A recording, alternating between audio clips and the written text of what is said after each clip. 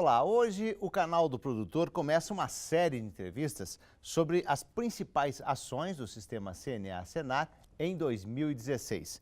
Nós vamos mostrar os principais fatos do ano no setor agropecuário, além de apresentar também as previsões para 2017. E o nosso primeiro assunto é a economia brasileira e mundial. E para falar sobre este tema, eu recebo aqui o economista-chefe da MB Associados, Sérgio Vale. Muito bom dia, seja bem-vindo. Obrigado. Sérgio, vamos começar falando dos Estados Unidos, o grande fato político do ano, né, que criou aquela perspectiva de vai ganhar, não vai ganhar, mas com a descrença total acabou dando Donald Trump. Essa já tem essa repercussão, a economia já absorveu isso ou ainda que se criou essa expectativa? Olha, de fato, assim, o Trump ter ganho foi uma surpresa absolutamente completa, né? Ninguém estava trabalhando com esse cenário, a possibilidade dele ganhar era muito remota, tanto que não se trabalhava muito com cenários pós-Trump. O que poderia acontecer com o mercado de ativos, o que poderia ser de fato na economia. Até porque, quando você olhava o plano de governo do Trump, na verdade não tinha plano de governo. Ele lançou um livro no final do ano passado, super curtinho, umas 150 páginas, com mais ou menos o que ele queria fazer. Mas no jeito Trump de colocar as coisas. Eu vou fazer isso, vou fazer aquilo, vou acontecer, mas assim, substância, o que de fato vai acontecer, ele nunca foi muito claro. Então, com a vitória dele, essa incerteza cresceu de uma maneira muito grande. Porque ele ganhou, a gente não sabe o que ele vai fazer exatamente. As coisas que ele colocou até agora são muito ampassantes, são muito genéricas. Então, até a posse dele no começo de janeiro, né, 20 de janeiro, vai ficar com uma sensação de que não sei o que vai acontecer. Então, o mercado já reage automaticamente a isso com uma incerteza em termos de preço de ativos de uma forma generalizada. Então, a gente vê o câmbio depreciando, a gente vê as taxas de juros de longo prazo subindo, como estão subindo ao redor do mundo inteiro. Então, isso vai continuar com a gente pelo menos até a tomada de posse.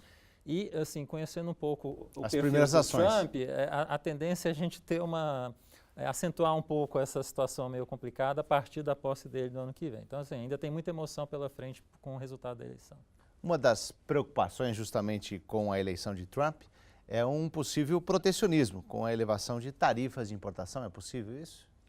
Olha, aumentar a tarifa é uma das coisas que ele colocou efetivamente ao longo da campanha inteira, né? Ele quer aumentar a tarifa de 45% de importação na China e 35% de aumento de tarifa de importação para o México. Em economia, a gente sabe que esse tipo de aumento de tarifa é completamente ineficaz. Suponha que você vai aumentar a tarifa de importação na China e no México. Se tivesse só China e México no mundo, até ok, por mais que tenha efeitos negativos dessa decisão.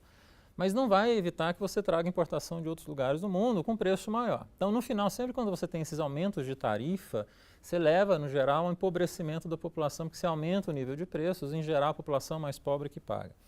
Tem um estudo que saiu esse ano sobre o impacto da política tarifária do Trump, se ele de fato implementar, e o que se viu é que a população mais pobre americana, ao longo de 5 anos, ficaria 20% em termos reais mais pobre. E a população mais rica provavelmente não teria muita modificação. Então, um aumento de tarifa dessa magnitude ampliaria a desigualdade. Então, toda aquela população que votou para o Trump, né, Wisconsin, Michigan, Pensilvânia, que foram os estados que deram a vitória para o Trump dessa vez, seriam os estados que mais sofreriam com isso. Então, se tiver clareza para ele, da equipe econômica que está com ele, de começar a avisar, olha, esse tipo de política não funciona, talvez a gente vai ver uma coisa menor, uma coisa mais tranquila em termos de protecionismo. Acho que talvez não venha por aí. Agora, justamente esse caso, né, uma elevação das taxas de importação, poderá prejudicar produtos do agronegócio? Pensando no Brasil, é justamente o contrário. Assim, para a gente vai ser extremamente positivo, né? Suponha que ele aumenta a tarifa de importação para a China em 45%. Né? A China vai retalhar. E vai retalhar muito provavelmente com o quê? Vai diminuir a importação de produtos agrícolas dos Estados Unidos. Qual outro país que tem adicional para exportar produto agrícola é o Brasil. Então, o que a gente vai ver provavelmente acontecendo, se de fato ele colocar uma tarifa dessa magnitude, a gente aumentar a exportação de produtos agrícolas para a China. Então, nesse sentido, para a gente é positivo. Você já tem um câmbio que está depreciando por conta da incerteza do Trump, você coloca mais esse elemento adicional, você está falando um efeito de câmbio, mais um efeito de preço que vem por conta dessa pressão e mais um efeito de quantidade. Então, para o setor agrícola ano que vem, que já vai ter uma safra muito forte, a tendência é você ter um ano espetacular. se de fato isso acontecer. Para o Brasil, né? Para o resto do mundo vai ser complicado. Sempre tem uma complicação, né? Agora, a indefinição do Federal Reserve sobre a taxa de juros também marcou o ano na economia, na sua visão?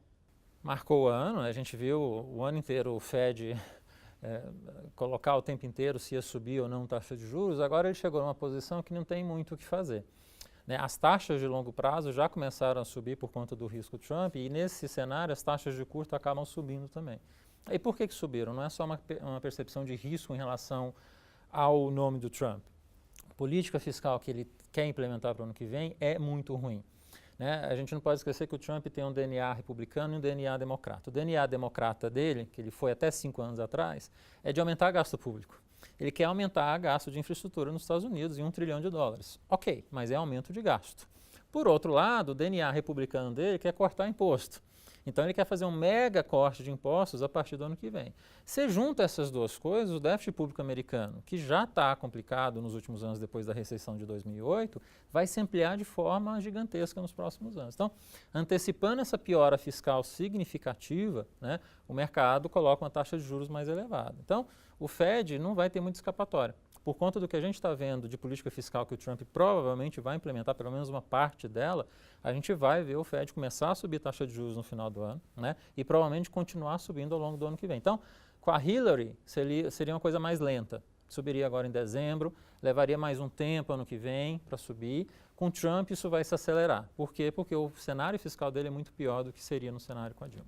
Isso é um grande medo para o Brasil, nessa questão. Quer dizer, em relação a investimentos. A política de juros, eu me preocupo tanto com a política de juros em relação ao impacto aqui, né? Eu acho que a questão maior que a gente tem para ver de impacto na economia brasileira é que a incerteza que se colocou com ele agora é um pouco guardadas as devidas proporções com o que aconteceu em 2008 e 2009. 2008 e 2009 você teve uma crise mundial que começou nos Estados Unidos por conta da crise financeira, né, que se abateu lá, se espalhou para o mundo, e aí a gente teve o mundo inteiro crescendo, entrando em recessão no ano seguinte. O que a gente vê do impacto do Trump agora é um pouco esse cenário. Você tem uma desaceleração do crescimento mundial no ano que vem, inclusive do brasileiro. Então, acho que assim, o maior impacto do Trump não é nem o efeito em si da taxa de juros, que eu acho que é um efeito secundário nesse sentido. O efeito maior é pela incerteza do que significa um Trump ganhando. Isso pode fazer com que atrase um pouco a recuperação da economia que a gente estava começando a ter levemente nesse segundo semestre. Então, assim, o efeito Trump é economia brasileira, quarto trimestre agora, provavelmente ainda primeiro trimestre do ano que vem, que é o trimestre de posse dele, a gente ainda vai ver uma economia brasileira meio de lado, né? Então, assim, o grande efeito dele é desacelerar um pouco a atividade que estava sinalizando que ia ter uma retomada mais forte no ano que vem.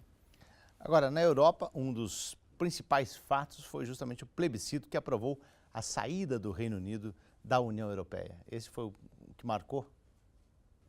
Assim, a Europa está numa situação tão complicada quanto os Estados Unidos, talvez, digamos. E talvez até mais complicada do que a economia americana. Você está falando de, nos Estados Unidos, alguém que foi eleito, vai ter um congresso que vai, de certa forma, acordando. Quando você vê a política geral do Trump, apesar das coisas meio exóticas que ele coloca, você está falando de um presidente que quer aumentar a competitividade. Tirando coisas de tarifa, ele quer aumentar a competição dentro dos Estados Unidos. Isso, de certa forma, sempre é positivo. Agora, quando você vê a Itália, quando você vê a Europa como um todo, eles estão numa camisa de força que foi criada lá atrás, na década de 90, que se chama euro. Você está falando de uma moeda única que impede que as economias dentro da zona do euro se flexibilizem para fazer o ajuste nas suas economias, né? O que aconteceu esse ano com o Brexit foi uma coisa ainda pior em relação ao euro, né? Um país que está fora da zona do euro, que é o Reino Unido, falou, olha, eu não quero participar da União Europeia.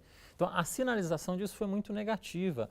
Abriu, né, deu o gatilho para outros países começarem a falar, olha, eu também quero fazer um plebiscito para saber se o meu país fica ou não. No final desse ano, a gente tem a Áustria com uma eleição que a extrema-direita está super competitiva. Se essa pessoa da extrema-direita ganhar, ele já falou que vai colocar um plebiscito para ver se a população da Áustria quer ficar ou não.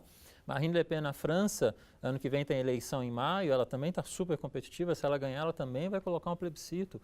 A gente tem agora, em dezembro, um referendo na Itália sobre mudança constitucional, e nesse caso é muito provável a derrota, né, da possibilidade de mudança constitucional na Itália. Então, se o primeiro-ministro já falou, se isso acontecer, eu saio. Se ele sair, você não tem hoje candidatos para tomar posse e virar primeiro-ministro. Então, você tem uma Europa que está sinalizando, com o Trump sendo a cereja nesse bolo, uma recessão engatilhada para o ano que vem. A Itália, do que a gente está vendo nos números, por exemplo, já está entrando em recessão, está com uma crise bancária instalada muito forte.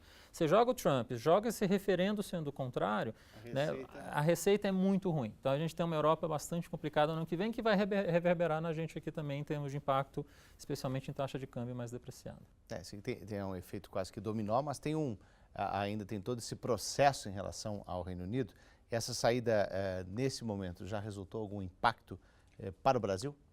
Não, praticamente nenhum, que você tinha uma incerteza quando o Reino Unido, quando a população decidiu em junho de sair, havia uma incerteza do que isso poderia significar, que era uma coisa inédita. O que a gente viu ao longo do segundo semestre inteiro é o Reino Unido ter, na verdade, uma reação econômica ainda melhor do que estava tendo antes.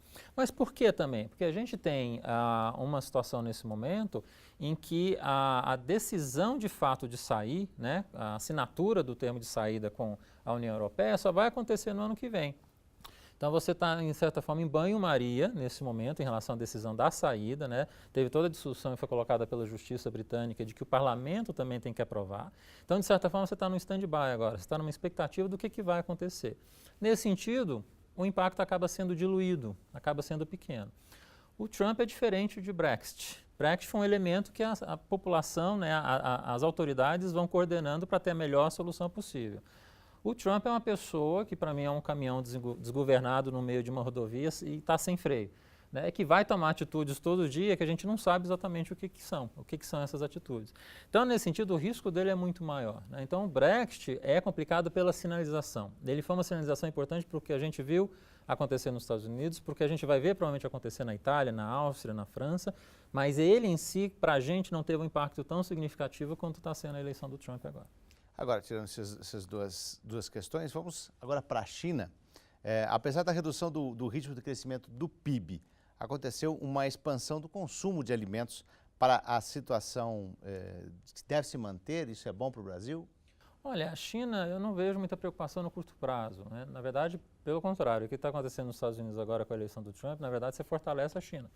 Você está falando que os Estados Unidos quer sair do mundo, quer sair do TPP. Então, a China está se colocando nesse momento com mais força para fazer acordos comerciais e para, de fato, se mobilizar em outros países comprando ativos, comprando empresas, que ela já estava fazendo. Eu acho que ela vai tender a fazer isso com mais intensidade. Então, o potencial de você continuar gerando crescimento na economia chinesa é relativamente interessante nos próximos anos. Para a gente, vai continuar significando aumento de exportação de produtos alimentícios para lá. O efeito que você pode ter da eleição do Trump, na verdade, potencializa isso. Que se ele entra em guerra comercial com a China, eles vão comprar alimentos da gente. Então, nesse sentido, eu não estou vendo muita preocupação, muito problema da economia chinesa agora, nesse sentido de impactar a gente. Pelo contrário, a gente vai continuar exportando alimentos para a economia chinesa nos próximos anos. Você tem uma economia chinesa que está enriquecendo, a classe média está ficando mais rica, mais alta, e aí com isso você tem mais demanda de alimentos. Por conta disso, o único país no mundo com disponibilidade de oferta de exportação agrícola, além dos Estados Unidos, é o Brasil.